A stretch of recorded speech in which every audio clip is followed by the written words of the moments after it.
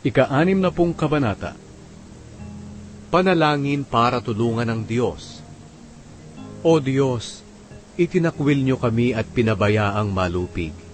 Nagalit kayo sa amin, ngunit ngayon, manumbalik sana ang inyong kabutihan. Niyanig niyo ang kalupaan at pinagbitak-bitak, ngunit nakikiusap ako na ayusin niyo po dahil babagsak na ito. Kami na mga mamamayan niyo ay labis-labis niyong pinahirapan. Para niyo kaming nilasing sa alak, sumusuray-suray. Ngunit para sa aming mga may takot sa inyo, nagtaas kayo ng bandila bilang palatandaan ng aming pagtitipon sa oras ng labanan.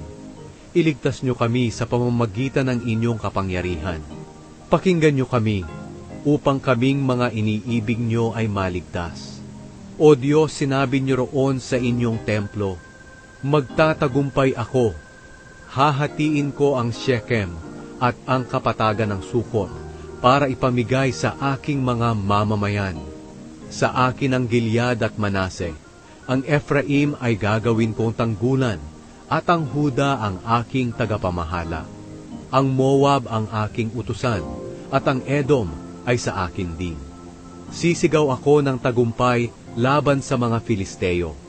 Sinong magdadala sa akin sa Edom at sa bayan nito na napapalibutan ng pader? Sino na ang makakatulong, O Diyos, ngayong itinakwil niyo na kami? Ni hindi na nga kayo sumasama sa aming mga kawal. Tulungan niyo kami laban sa aming mga kaaway, dahil ang tulong ng tao ay walang kabuluhan. Sa tulong niyo, O Diyos, kami ay magtatagumpay, dahil tatalunin niyo ang aming mga kaaway.